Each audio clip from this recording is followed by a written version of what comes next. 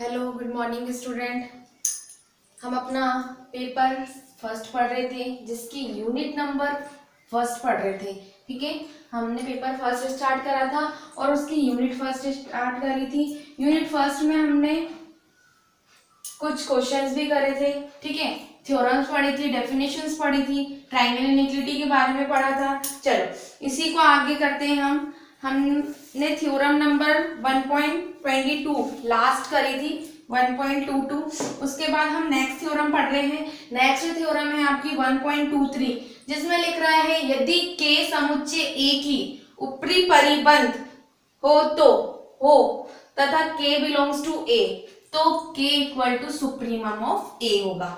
अब यहाँ बोला यदि k समुच्चय a की ऊपरी परिबंध हो, ऊपरी परिबंध है। ठीक है, अब यहाँ देखना जो सुप्रीमम होता है वो ऊपरी परिबंध तो हो सकता है, लेकिन जो अपर बाउंड होता है वो सुप्रीमम नहीं हो सकता। इसका मतलब इस सेट का सबसे बड़ा एलिमेंट था k, इसीलिए इसको अपर बाउंड भी बोल दिया है।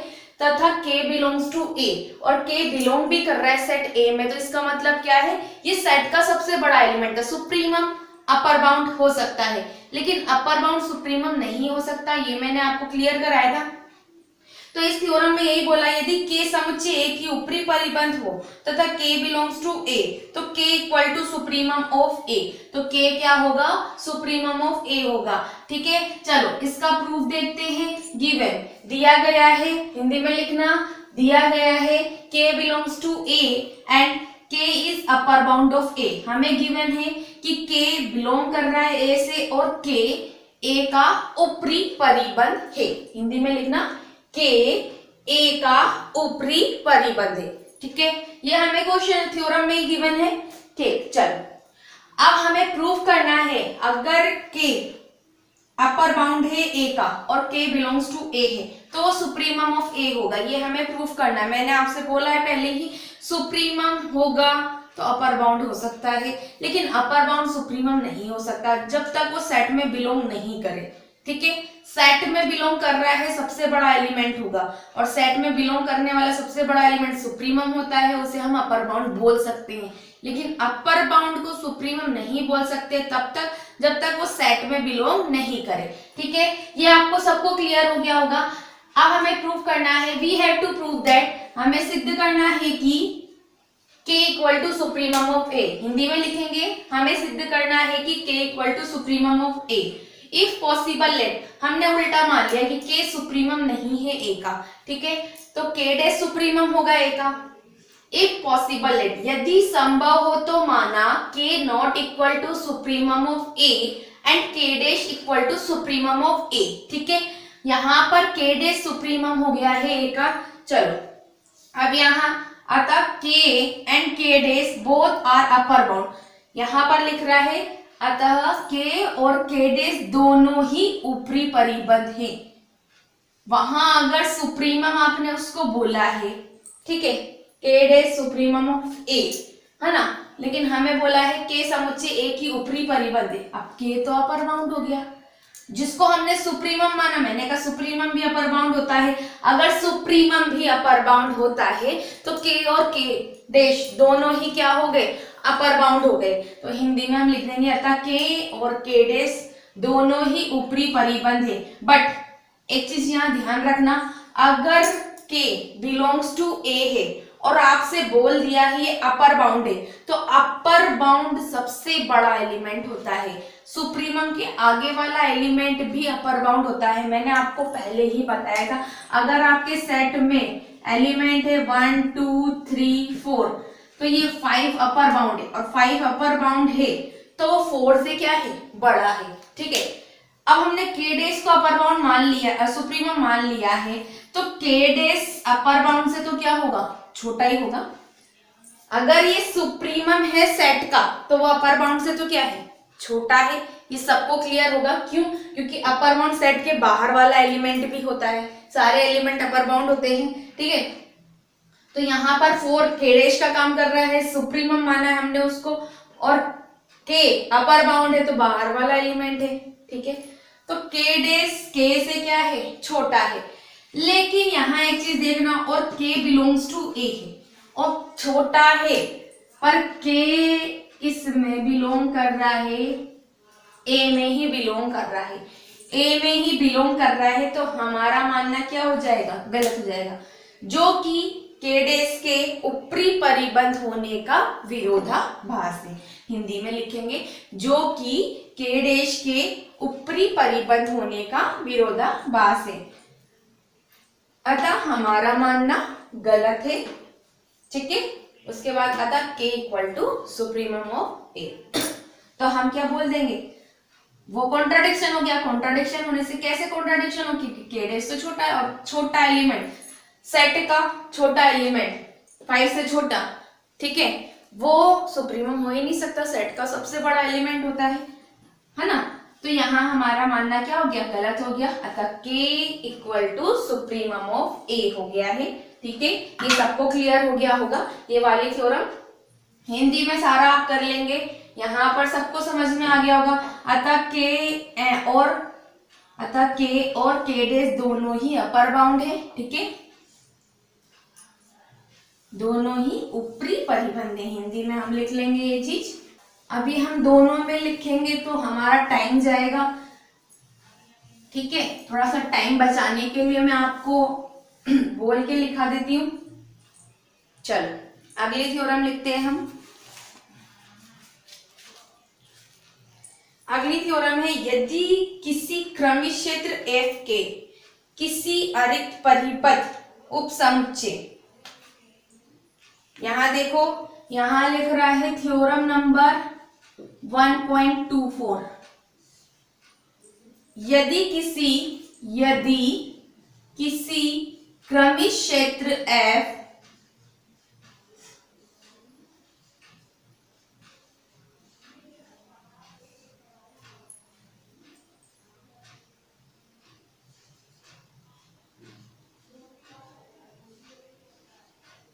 यदि किसी क्रमिक क्षेत्र F के किसी अरिक्त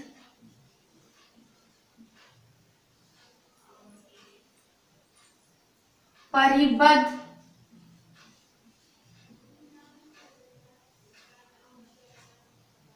उपसमुच्चय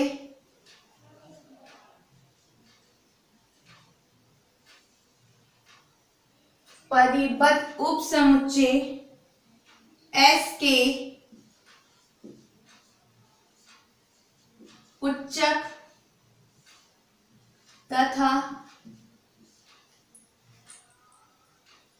निम्नक F में विद्यमान है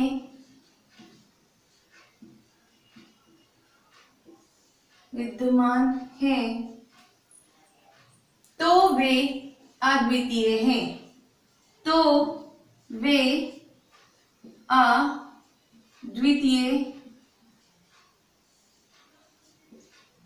ठीक है। चलो अब हम इसे इंग्लिश में मैं ट्रांसलेट कर रही हूं। ये थ्योरम आई है 2017 में। The supremum and infimum of a non void subset S of an ordered field F, if axes are always unique. The supremum and infimum of a non-void subset S of an ordered field F, if axes are always unique. ठीक है, अब यहाँ मेरी बात सुनो, always unique का मतलब है अगर सुप्रीमम है, क्या बोला, यदि किसी क्रमिक क्षेत्र F के किसी अरिक्त परिबद्ध उपसमुच्चय S के उच्चक तथा निम्नक F में विद्यमान हो, मतलब यहाँ पर S क्या है, सबसेट है। अब S का सबसे बड़ा एलिमेंट ही क्या होगा, सुप्रीमम होगा, ठीक है, और S का सबसे छोटा एलिमेंट क्या होगा, इन्फीमम होगा। लेकिन उसने बोला है दोनों F में विद्यमान है तो वे अद्वितीय हैं। अद्वितीय का मतलब, अब मेरी बात सुनो, अगर S सबसेट है F का, यदि S सबसेट है F का तो इसके कुछ एलिमेंट किस में होंगे, S में होंगे। कुछ का मतलब सारे भी हो सकते हैं। अब इसी के एलिमेंट S में हैं और इसी से हमने सुप्रीमम निकाला है और इन्फीमम निकाला है। तो इसका मतलब है अद्वितीय वो एफ में भी तो विद्यमान होंगे, और अद्वितीय का मतलब एफ का और इसका दोनों का सुप्रीमम इक्वल होना चाहिए, ये बोला है इसमें। ठीक है, दोनों आपस में क्या हो जाए, बराबर। अब दो सुप्रीमम लो, दोनों बराबर हो जाएंगे। चलो हम लिखेंगे इसमें पहले, माना S एक परिपथ उपसमुच्चय है। माना S एक परिबद्ध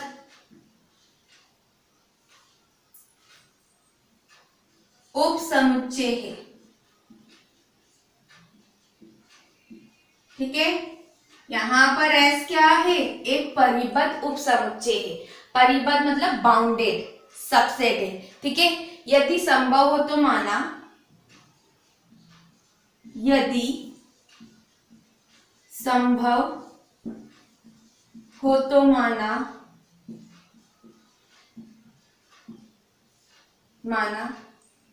M तथा M डैश, माना S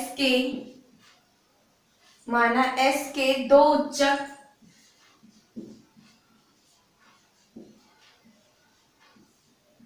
M तथा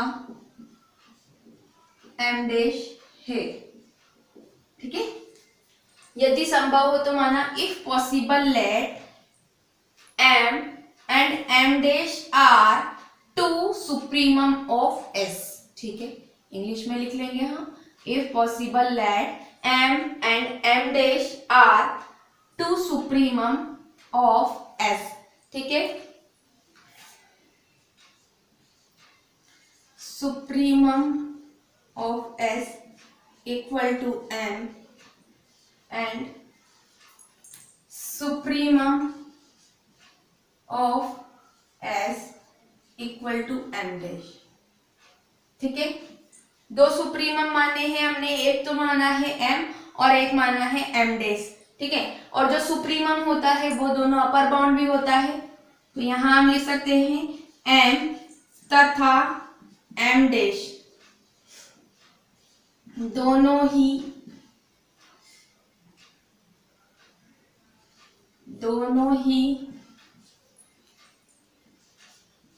ऊपरी परिबंध है। ठीक है, हमने क्या मान लिया, M तथा M डैश दोनों ही क्या है, ऊपरी परिबंध है।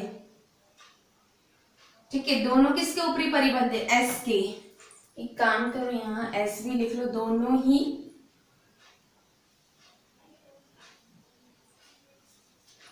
M तथा M डैश दोनों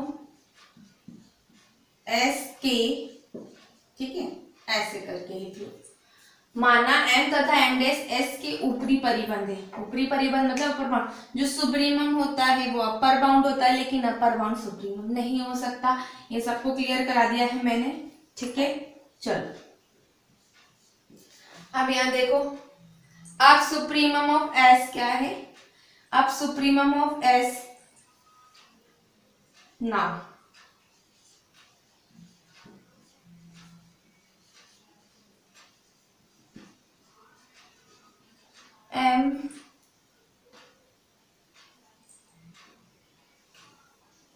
M S की ऊपरी परिबंध है। ठीक है,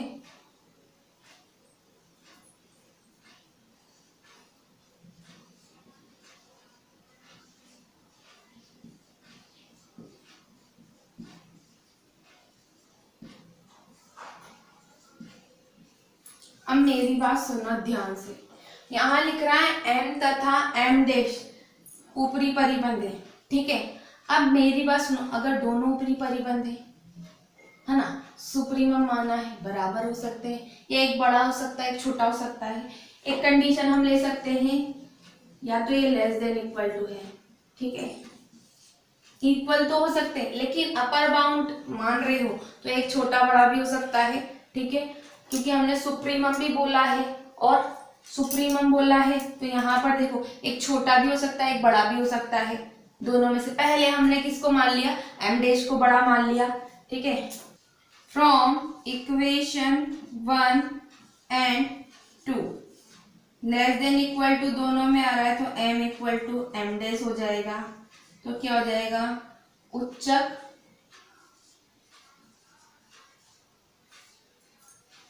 अद्वितीय है, सुप्रीमम इज यूनिक, ठीक है।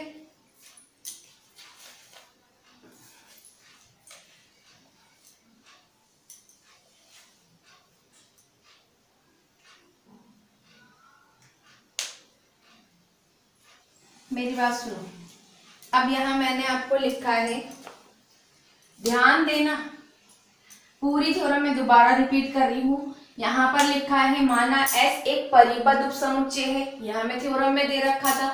अब वहां बोला है सुप्रीमम यूनिक है, तो दो उच्चक मान लिया हमने, यदि संभव हो तो माना S के दो उच्चक M तथा M डैश है, एक M है और एक M डैश है, दोनों ही S के ऊपरी परिबंध है, ये भी बोल दिया हमने। अगर ऊपरी परिबंध है तो हमने बोला है अब सुप्रीमम ऑफ S, यहां देखना, अब supremum of S equal to M तथा M डैश अगर ऊपरी परिबंध होगा, तो मेरी बात ध्यान से सुनना, अगर ये सुप्रीमम है तो ये सेट में प्रेजेंट है, और अगर M डैश ऊपरी परिबंध है तो सेट में हो भी सकता है, जब क्या हो, वो M के बराबर हो।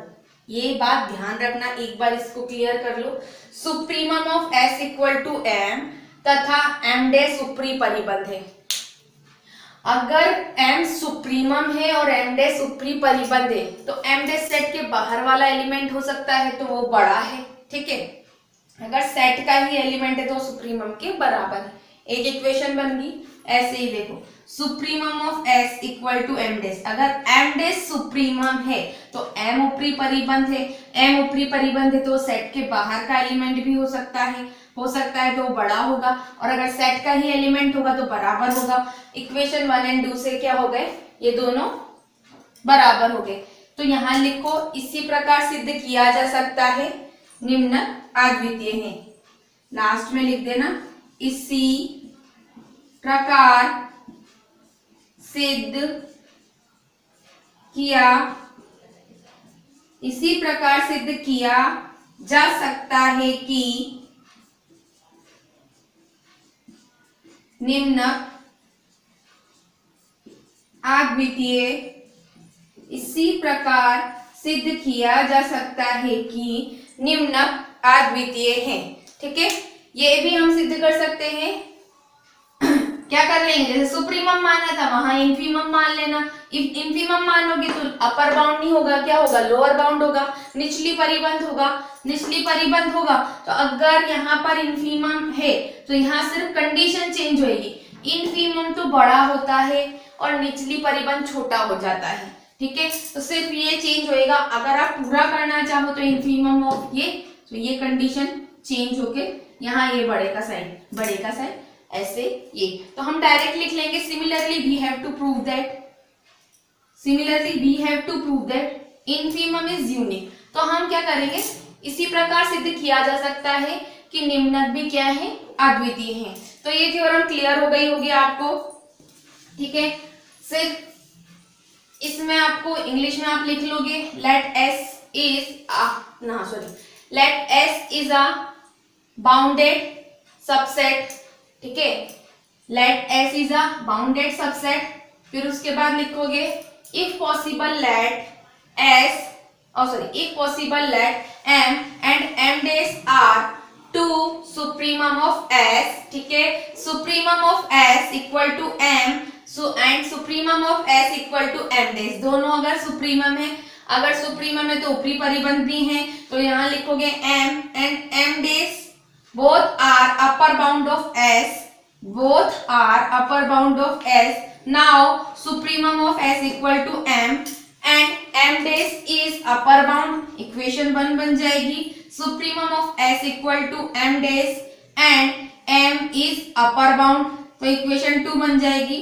फ्रॉम इक्वेशन 1 एंड 2 से दोनों बराबर हो जाएंगे, नीचे लिख देना सुप्रीमम इज यूनिक, ठीक है। तो यहाँ लिखोगे similarly we have to prove that infimum is unique, ठीक है, ये दोनों आप थ्योरम करके देखेंगे। ठीक है, अगला हम नेक्स्ट क्लास में पढ़ते हैं। चलो आज के लिए इतना काफी है। ठीक।